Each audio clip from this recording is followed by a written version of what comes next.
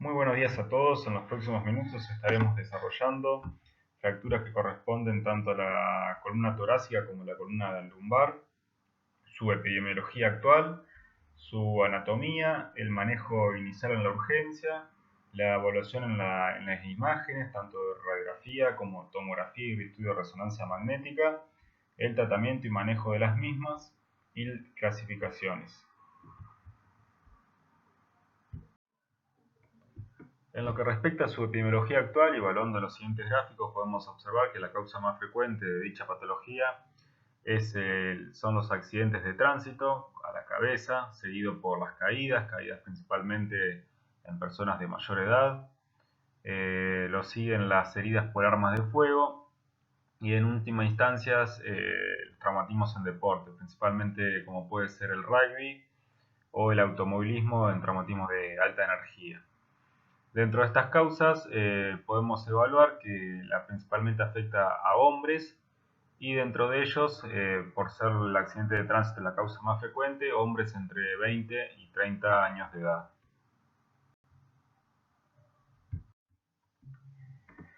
Ante todo paciente que haya sufrido un politraumatismo, un accidente en la vía pública, un trauma de alta energía, debemos poner en práctica en primera instancia las normas ATLS, que ustedes hoy en día las conocen mejor que yo.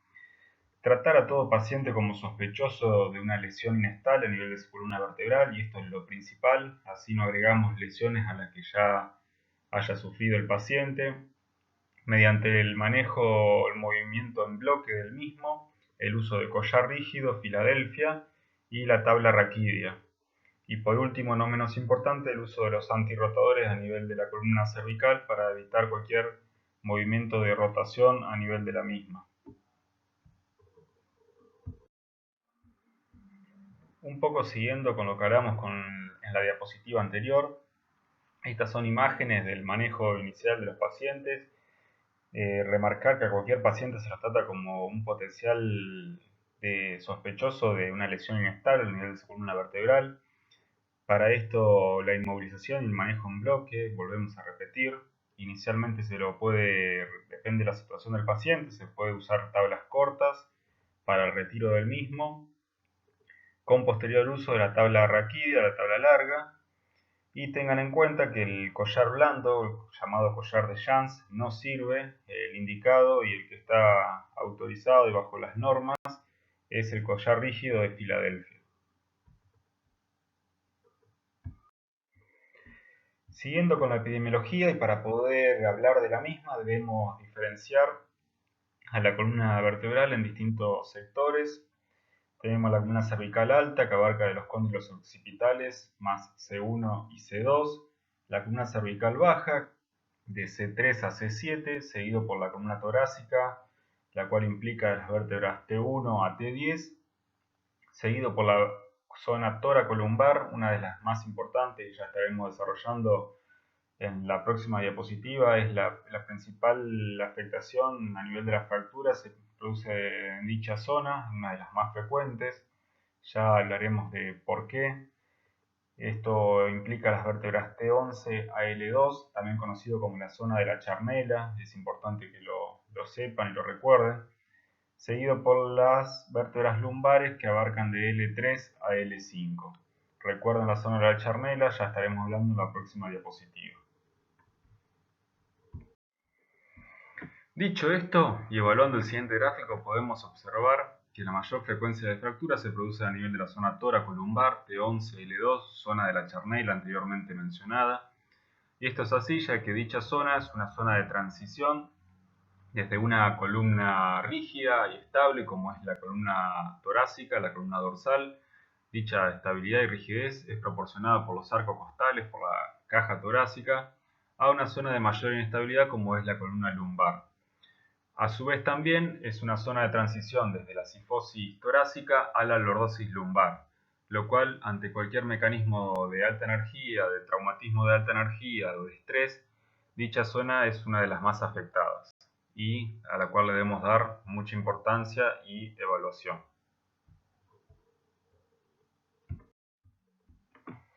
Haciendo un breve repaso de la anatomía, podemos observar tanto las vértebras torácica como las vértebras lumbares presentan estructuras similares, conformadas por un cuerpo vertebral a nivel anterior, del cual nace un arco posterior, del cual están unidos a través de los pedículos. Esto encierra lo que es el foramen, el canal vertebral. El arco posterior, a su vez, está conformado por las apófisis transversas, las apófisis espinosas y la unión entre ellas a partir de las láminas. No nos debemos olvidar también de remarcar que se encuentran las facetas articulares tanto superiores e inferiores a nivel de la unión del pedículo con las láminas, los cuales se articulan con las vértebras vecinas.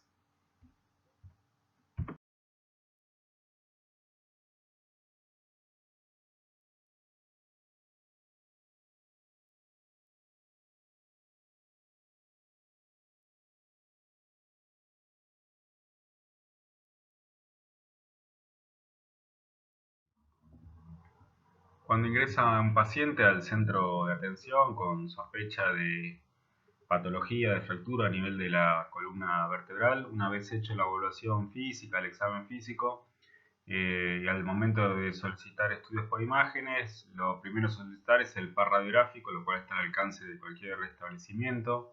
Se trata de un frente y un perfil de columna vertebral. En el perfil lo que buscaremos principalmente, evidenciaremos, es el diámetro anteroposterior de los cuerpos vertebrales, el contorno y la alineación entre los mismos, que sean simétricos entre sí, lo mismo con la alineación de las apófisis espinosas contiguas.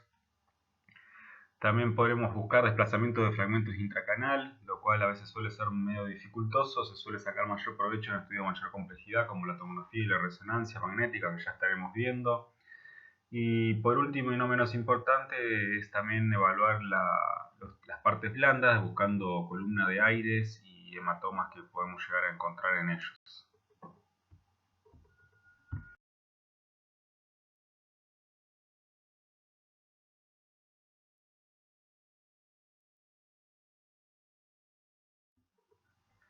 En la siguiente imagen podemos evidenciar una imagen de radiografía, un perfil de columna torácica, donde se encuentran delimitados los contornos vertebrales, los contornos de los cuerpos vertebrales, propiamente dicho, donde evidenciamos una alteración de la forma a nivel de uno de ellos, comparándolos con los vecinos.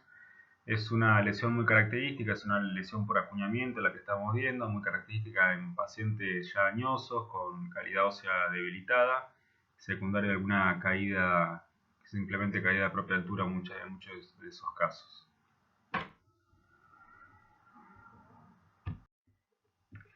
Pasando a la proyección de frente en la evaluación radiográfica, también proyectaremos líneas buscando la alineación entre las apófisis espinosas de vértebras vecinas, la simetría y distancia entre pedículos del mismo cuerpo vertebral, de una misma vértebra, como evidenciaremos en la siguiente diapositiva, y una vez más la forma y el contorno de los cuerpos vertebrales, buscando alguna alteración a nivel de los mismos.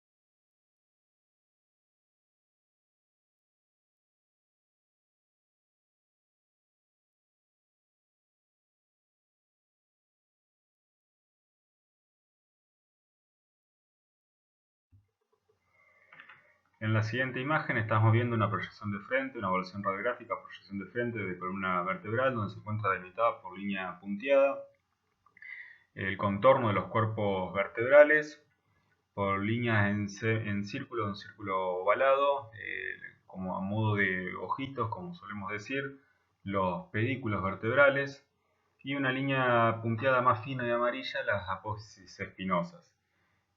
Así, dicho esto, podemos evidenciar distintas alteraciones a nivel de la estructura de los mismos, como puede ser en la vértebra que se encuentra en el medio de las remarcadas. Podemos ver un ensanchamiento de los pedículos, ¿sí? y un colapso, una caída a la altura del cuerpo vertebral, lo cual nos puede estar haciendo evidenciar una fractura a nivel de la misma, lo cual lo vamos a correlacionar con el par radiográfico, con el perfil radiográfico y estudios de mayor complejidad. También es importante remarcar la zona donde se encuentra esta lesión, parece ser la zona de transición, como habíamos dicho anteriormente, y es bueno recordarlo, la zona de la charnela, lo que corresponde a la zona de la toracolumbar, ¿sí? De T11 a L2.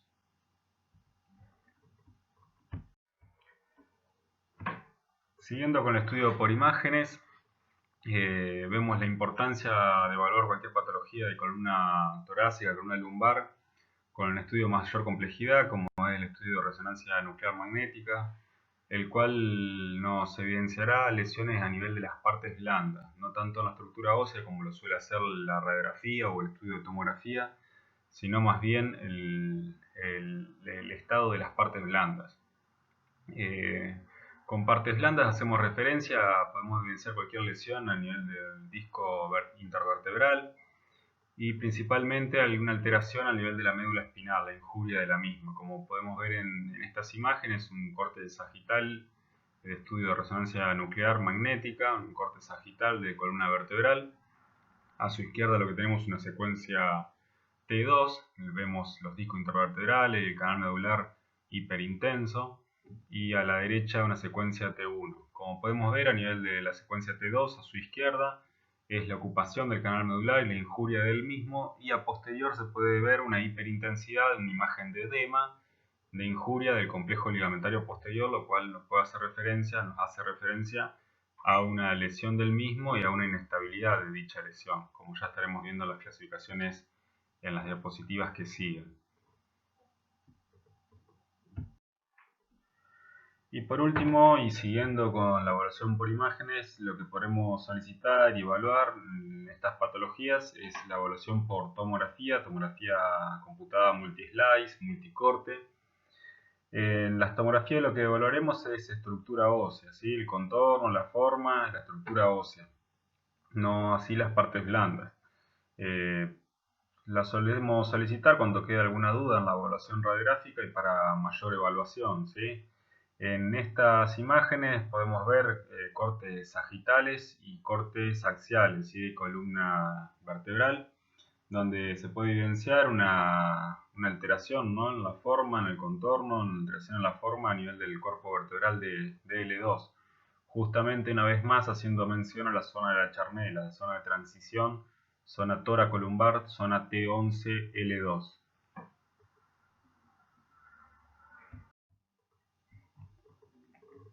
Una vez evaluado al paciente y solicitado el estudio por imágenes y hecha la evaluación de las mismas, y una vez hecho el diagnóstico y frente a la patología debemos realizar el tratamiento, determinar el tratamiento. Y como en toda la traumatología tenemos dos tipos de tratamiento, un tratamiento incruento, con analgesia, con el uso de ortesis, de fajas ballenadas, de corset toracolumbo-sacro, como el que estamos viendo a la izquierda. Este es un tratamiento para lesiones estables, las cuales ya las vamos a estar definiendo en las próximas diapositivas en base a una clasificación y unos criterios de puntuación que se utilizan.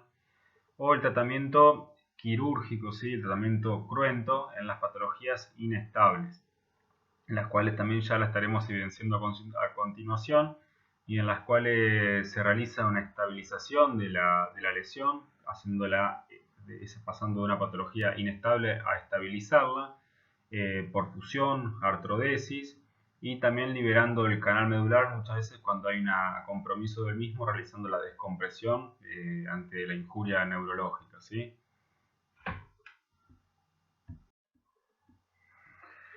Bueno, como resolución a la problemática planteada en la diapositiva anterior sobre qué lesiones son estables o cuáles son inestables, a cuáles le voy a hacer tratamiento conservador con analgesia y ortesis y a cuáles las voy a tratar quirúrgicamente y las voy a estabilizar, nos basaremos en la siguiente clasificación, la clasificación de TLIX, que surge en el año 2016.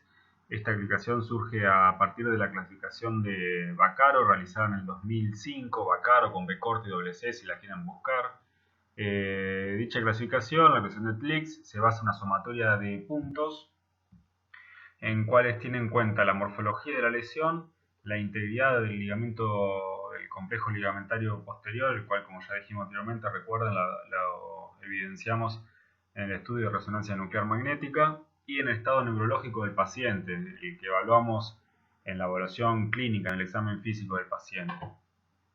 Todo esto nos dará una sumatoria de puntos y en base a esos puntos determinaremos que tres puntos o menos, ¿sí? Haremos un tratamiento, si tenemos una sumatoria de 3 puntos o menos, haremos un tratamiento quirúrgico, perdón, un tratamiento incruento, un tratamiento conservador, ¿sí? Como ya mencionamos, con sintomático, con ortesis. Ortesis me refiero a faja ballenada, corset, toracolumbo-sacro o dependiendo de la lesión. Y si tenemos 5 o más puntos, un tratamiento quirúrgico, un tratamiento cruento, ¿sí? Para la estabilización de dicha lesión. Y cuando tenemos una sumatoria igual a 4, sí que queda entre medio de estas dos, quedará a criterio del equipo tratante y la experiencia del mismo.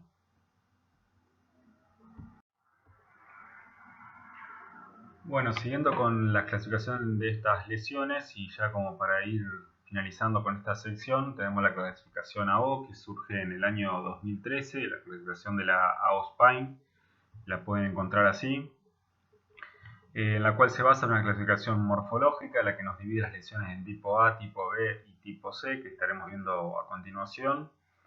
También un estado en la clasificación del estado neurológico del paciente y el estado y los modificadores clínicos de los mismos.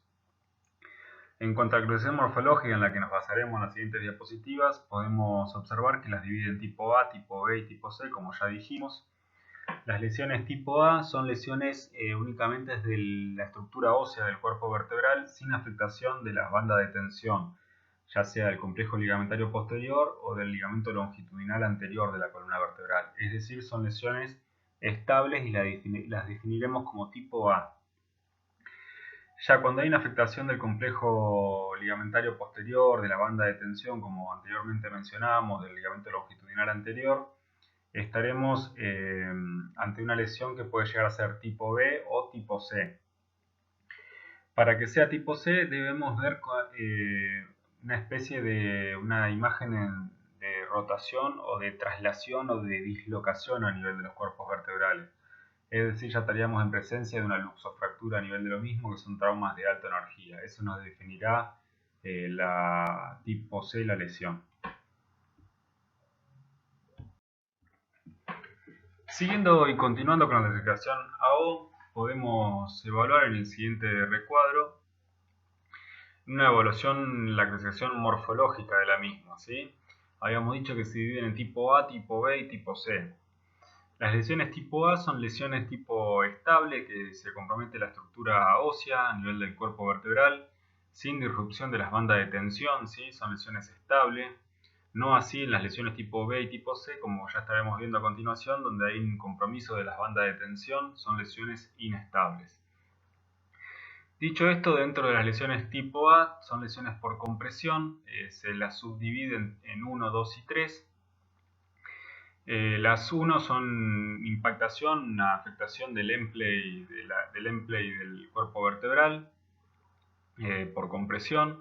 Las 2 son cuando hay una separación del cuerpo vertebral, una fractura por separación, un split. Y las 3 son cuando hay una lesión en estallido, ¿sí? Un estallido del cuerpo vertebral. Pasando a las lesiones tipo B, las mismas son lesiones por distracción, ¿sí? Donde hay una lesión de las bandas de tensión, como ya dijimos, una afectación de la misma. En la B1 tenemos una lesión del ligamento longitudinal posterior, son lesiones por distracción, como ya dijimos. Las B2 también hay una afectación de la banda de tensión, pero dicha lesión es transósea, compromete la estructura ósea además. Y en las B3 es una lesión por hiperextensión con afectación principalmente del ligamento longitudinal anterior. Son todas lesiones inestables. Y por último, las lesiones tipo C son lesiones en el cual el mecanismo es rotacional, se las divide en C1, donde además del mecanismo de rotación hay una lesión por compresión a nivel de la estructura ósea del cuerpo vertebral. Las C2, donde hay un mecanismo de rotación y de distracción. Y la C3 por último, donde además del mecanismo rotacional vemos un cizallamiento, ¿sí? Un cizallamiento a nivel de las estructuras vertebrales.